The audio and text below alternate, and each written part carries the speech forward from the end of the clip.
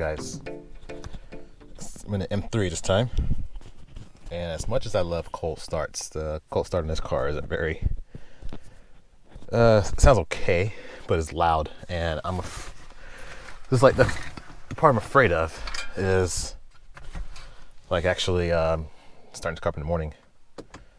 So I'll open the garage and I'll crank it up. Now this is the quietest mode. So put the window down just a tad deal. It's loud. Let's get out of the garage quickly.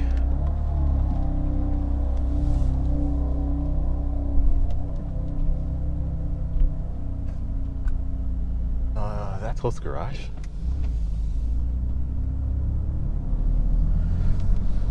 I'm pretty sure I closed the garage. If I can see it. I can't see the house from here. Great. Alright, looks like everything's locked up. Alright, good. Garage is closed. Alright, this is probably the last time I'm going to be driving M3. Not to say like I don't like driving it, but traffic is picking up again.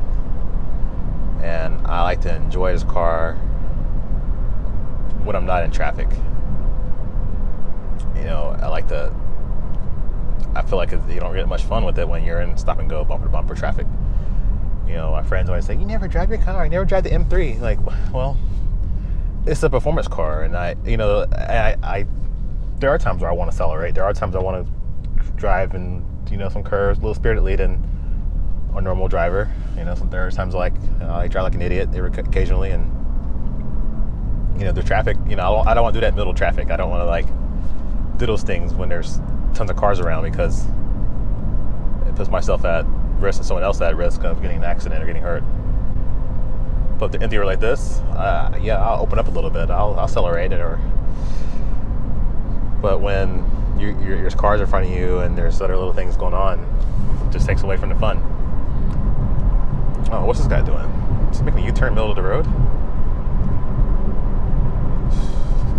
You're kidding me, right?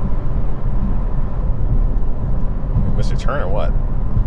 You guys haven't realized I have a little bit of road rage, but I'm doing better. You know, and I think the traffic helps too. Less traffic on the road helps, but I just don't have much. I don't have any patience for people who don't drive very well.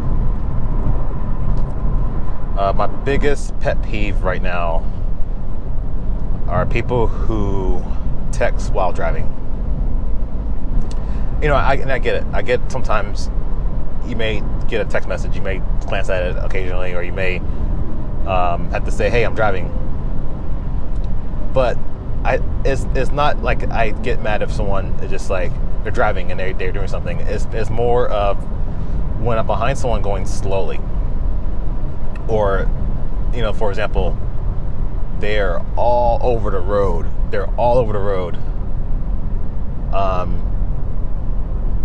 And you're thinking, what's wrong with this guy? Like, what is he doing? And another scenario is when you're in traffic. You know, the whole pack of cars that pulled away, and you think you're stuck in behind like traffic. You go around people around the truck in front of you, and you know he's on his phone. You know, having a full-on conversation, a text message. That right there pisses me off. And then, you know, people say, "Well, you speed." I'm like, "Yeah, I do speed, but you tell me what is safer. You tell me which is safer." You know, speed alone isn't going to get you hurt. Yeah, there are places where I think speeding shouldn't be done. You know, like residential neighborhoods, you know, school zones, things like that, where I feel like, all right, those aren't exceptions. You know, those are areas where kids play, people walk. But I'll go 5-10 miles over occasionally, or sometimes even more. I find myself drifting even more than that sometimes, but on open roads. But I think texting while driving is probably the most dangerous thing you can do. You know, and like I said, when people tell me that, like, you know, you drive fast. I do. But you tell me which is safer. How about I blindfold you and I'll drive fast, and we'll see who is going to get in an accident, because that is pretty much what you're doing when you're texting while driving. When you're having a conversation, you're pretty much blindfold. I've seen people change lanes, not even know it. It is really bad. I mean, I almost want to do a whole video on it because it's very aggravating. Also, I just want to say I am happy that you guys have subscribed to my channel. I get a lot of positive feedback. As of today, it is May 1st. I am at 637 subscribers. Now, a year ago, around this time, is when I think I was doing my F11 review, and I was probably around 150 subscribers. I started off YouTube, well, back in 06, I think, just a way to upload videos, not take up, on my server, basically, if I can upload stuff to online and not take up any files, that was easier. Obviously a easy way to clean up your computer, and it was free to upload, and it was free to watch. And back then, I did a few racing videos, and I did street race.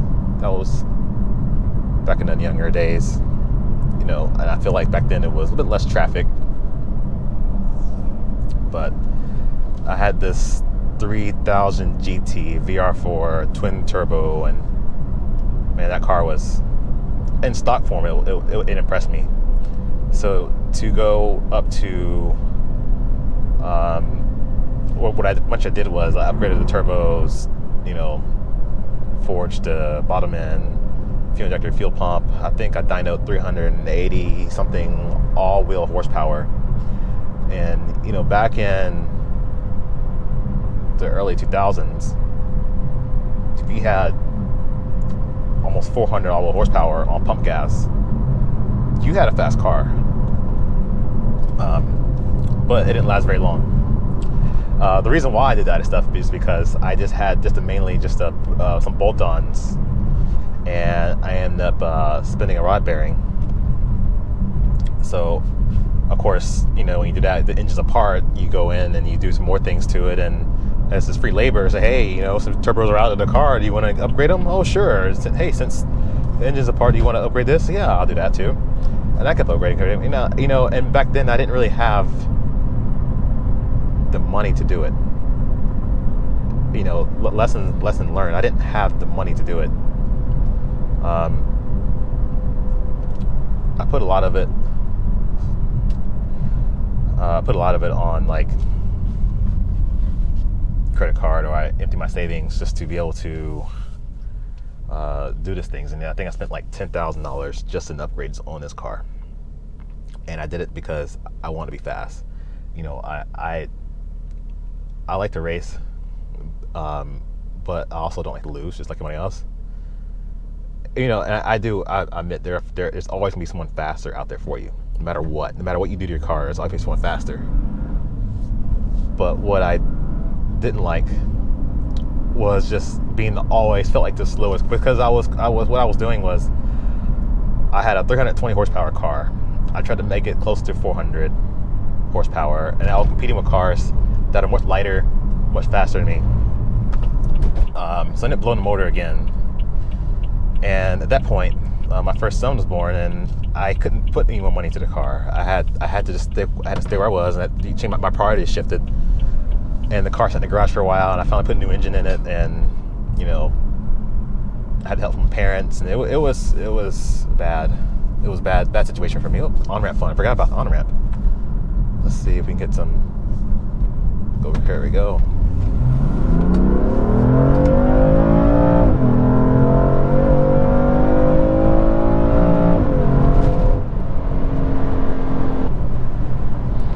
So M3 gets down. It just takes a minute, especially the traction control is probably extremely intrusive on this car. You can see I just had it in this full-on setting, and there was no need for me to really do anything else. But back to what I was saying, it just, you let the lessons learn, and you learn from mistakes. And eventually ended up getting a motorcycle. Played that game for a while. Ended up getting a bike from my dad.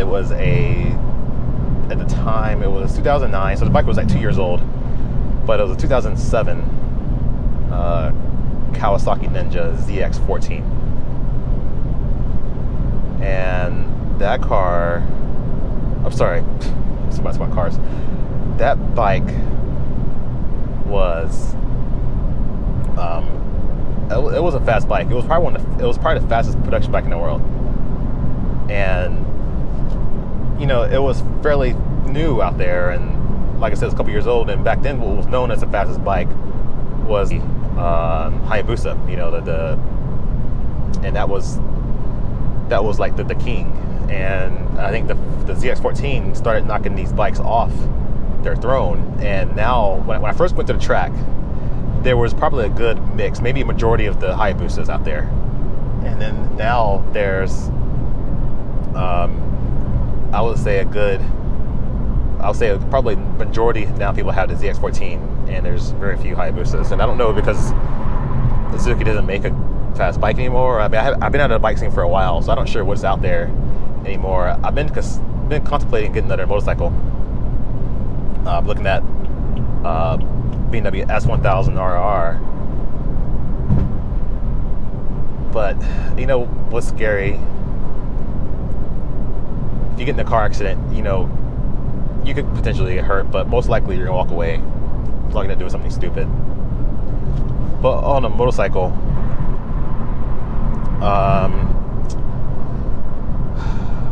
the motorcycle's a little different. You could die. And like I said, you put yourself. Like I said, I want to enjoy my life. I want to enjoy these things, and I don't want it to be at a certain point where I'm now laid up in a hospital, or now I'm in a wheelchair as my life, and I can't enjoy cars because I decided to ride a motorcycle and some stupid driver decided to hit me because they were texting while driving. That's what's scary. I'm more fearful than I was before, because I've from where I work, and I work in healthcare. It's just I'm on the whole different side of it now, and I'm starting to see, like, okay, what's happening after the facts, and it's a little different. So yeah, it did change your perspective. Like I said, I still have the itch to ride, and maybe if I lived in a different state, or if I eventually moved back out, I don't know where I'm going to go next after here. I could be a totally different state from now, 3 years from now. I have no idea what my future is going to be.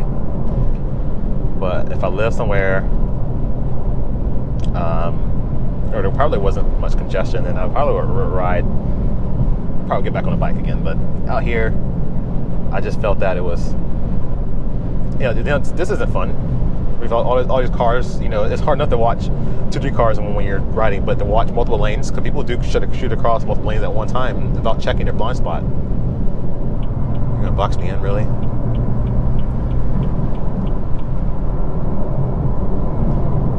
You put your turn signal on, and then it's like people want to make sure you don't get over.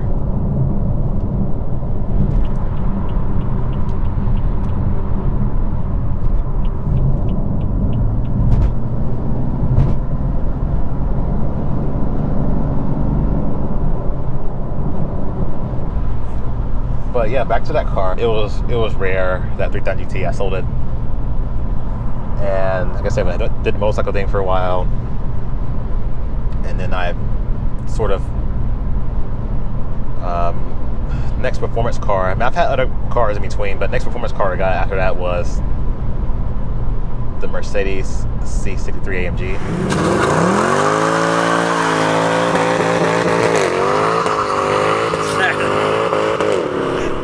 You could say I had a 335i, but I didn't do anything to it. I was thinking about an M3 at the time, a V8, the E90, and I just couldn't find one the way I wanted it. I looked for an ISF. I found a used Mercedes, which was a really good price, and it had the AMG route, and I did the Eurocharge tune on it. And then from then on, I ended up sold the Mercedes. I didn't want to have a car like that with no warranty, So I traded in, actually got a Lexus ISF, which you probably have seen from the channel. And I had that Q7 that I drove daily. Between those two cars, was how I got started my channel. I decided to review them and do my own thing, and I didn't have equipment. So, if you guys don't have equipment, if you're thinking about a YouTube channel or if you're thinking about doing something, don't let that stop you. I've had my channel, it's been focused for about 1.5 years now, and it's starting to really grow. And I wasn't sure what to anticipate. I anticipated a lot of people like just hating me or something. I don't know. You see all the hate on YouTube, so and then you think about how comfortable you're on the camera. But all I had was my iPhone and iMovie. I filmed my first review, edited on my phone, and then from then on, got a GoPro. I found one of the old ones in my closet. Used my GoPro Hero 3 Plus for my second review.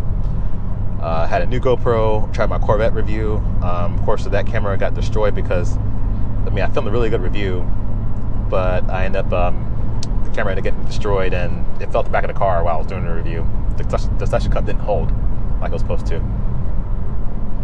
My girlfriend at the time, which now my fiance, she was with me, and I was really disappointed. And, she was very supportive. Like, hey, look, why don't you do this?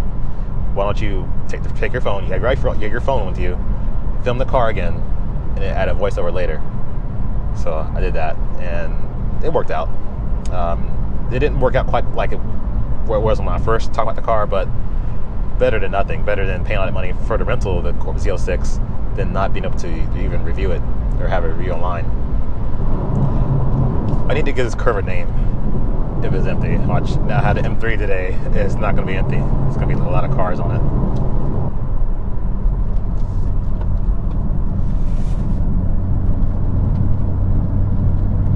Oh, I love the way this car handles. And it feels like I could go back in this turn and do it like 10 miles an hour faster.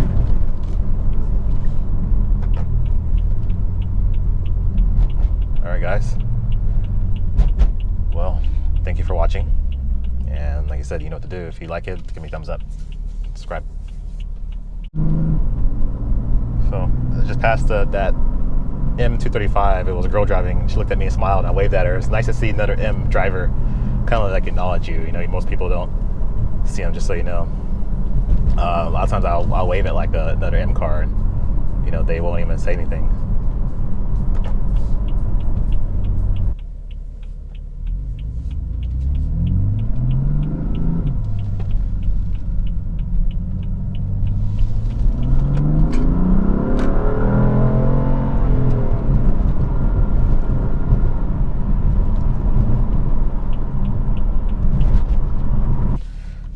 Parking spot at work. Normally, if I leave this late, I don't get it, but I like to get, usually my favorite spot here. It's kind of tucked away, and with these spots, I like always the end spots because you can hug the curb, and then someone parks over here, you have less likely chance of someone giving you a door ding.